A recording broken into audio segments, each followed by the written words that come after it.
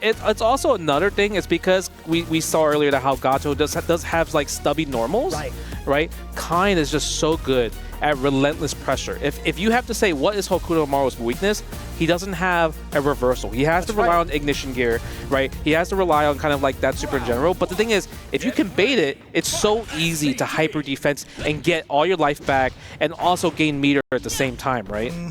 We have confirmed it. This is going to be the change. RB pulling out the Kind against the TheGio's Hokuto Maru. And like you saw, the first fireball RB threw was an upwards fireball, right? He's trying to catch that double jump because maybe it's going to put him in that jungle state. And the backdash right there, hard knockdown. And again, this is the second player that we have seen that puts their SPG into the middle, right? For Gio. Flux, right? Yeah, the flux, right? So that in that situation, anytime he does spend rev meter or rev blow, it's going to cost a little bit less. So that's the really good part. And if you see how much damage this game has been doing, right?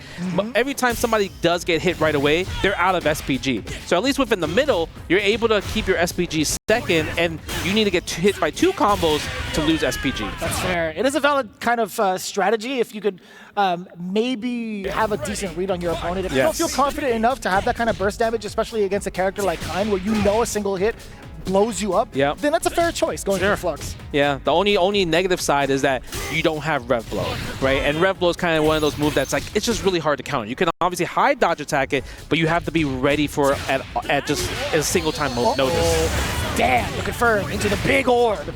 Elbow time, set up another one. Yep. Get the knockdown, gets the pressure, stand C feint, plus frames in that situation, spends a super to take him out of SPG. Another Rondo, has the guess, and the empty jump low. RB clean with it. Damn. The Rondo is just so difficult to defend against, especially if you don't have a get off me special. Yes. It's exactly as you would preface it before.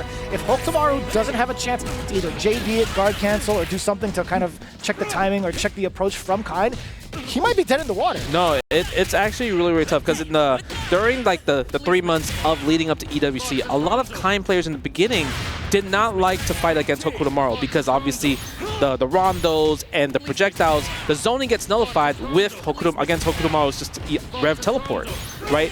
But then they realize, let me be aggressive with it. Oh my god, you are not kidding about that aggression.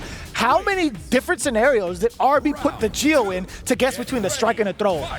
It was like at least 6+. At least 6+ right there. But you have to think also, no reversal, so the TheGio has to rely on using ignition gear. But guess what? Again, the throws are killing him. RB's backdash against those scenarios are just been literally 10 for 10 at the moment. And the bait on that, I think he's dead. I think he's hella dead. He's got SPG intact. He's got 2 bars. He didn't even need it. Are you kidding me? He wasn't even finished.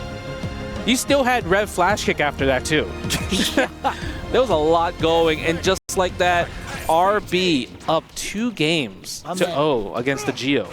He is efficient, and he is effective, and he is a monster. He is a monster. And look, if you see how the neutral works, every time the TheGio jumps, RB dashes under him and just runs away. He's like, you know what? I don't want to be in a situation where I have to deal with your cross-ups, and it's kind of like the dead spot where the anti-airs would not work. Yeah, and then from further ranges, RB actually attempted to go for a jump B against the TheGio, but TheGio actually read that as going to jump backwards. However, the big opener now for Kind is going to be so destructive against the TheGio. What's the defensive leg? Not going to be there. You get smacked up with the C.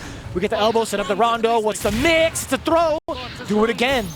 Nice, there it is. And the trap right there. Good challenge. He's not gonna spend the bar yet. He wants to get the knockdown, but this might spend the level 1 here. Surprised he went for that super instead of the ball to kind of get a little more juggle, but in this situation, it's a guess for game right here. Yeah, that's fair. I think a little bit more meter to you as well as you're connecting some of those hits, but being at a single C away, I think RB can manage. Nice. Oh, but doesn't get the punish. I thought he had the punish. Okay. RB can take a throw here. Can he afford this? And he doesn't. The last hit of the Kuha. The TheGio has some life still. I like that. I like that a lot too. Very reminiscent of the last couple of players that we had seen, right? We had the safe jump setup into the low. RB actually getting exposed to it. You actually saw RevGuard, a flash of it coming in from RB. Yeah, I think the one thing that TheGio has kind of recognized in this situation, is using the standing A. The standing A there has been cooking so much because he realized that RB is just trying to hold up from pressure. So the stand A is keeping him grounded because also if you do stand A compared to crouch B, right? If he backdash is invul to crouching. Standing normals, mid normals, you cannot backdash that. Yeah, that makes a lot of sense. Oh, look at how far that was. The 2B? Yeah, the 2B is insane there. He's blessed. He is blessed. He's grown up to be a fine teenager boy. Is that what that is? Yeah, maybe. Oh, nice. Again, the 2C doesn't have super. No, there wasn't even a wild punish in the situation. Again, the jump B is so good. Okay, SPG there. It's a battle of the 2Cs, exactly that. TheGio tried to respond with his own 2C, which is a pretty big trademark tool for Hope Tomorrow, but you're going up against Kind, baby. You are. RB with the whiff punish. No bite on the throw. Goes for the overhead. That's plus frames in that situation. Spencer Rondo here. Can't afford a throw here, though. Oh, my God. One more. From the stand C. And he just jumps out of it. But RB catching with the jump B in general. Right? Now he's at match points. Gio has to make something happen to tie it up to 2-2. He does have a single bar. He can make something work, at least upon offense, to get RB out of SPG. That's going to be the main goal, at least for now. I'm surprised he didn't confirm that wild punish from the jump-in right there. You could definitely got a 2C from a wild punish. The frame data is totally in your favor anytime you get a wild punish. Yep. Spends the kunai. That's a hard string to stop, but you can actually interrupt with super here in that scenario because because the projectile is not really a projectile. It's a strike. So you can just hit it with the super and you actually went through it. I have seen that, you're right, yeah. Okay, goes for the stand C, the neutral C. Doesn't bite the teleport, backdashes again, but doesn't get the crouch C punish there.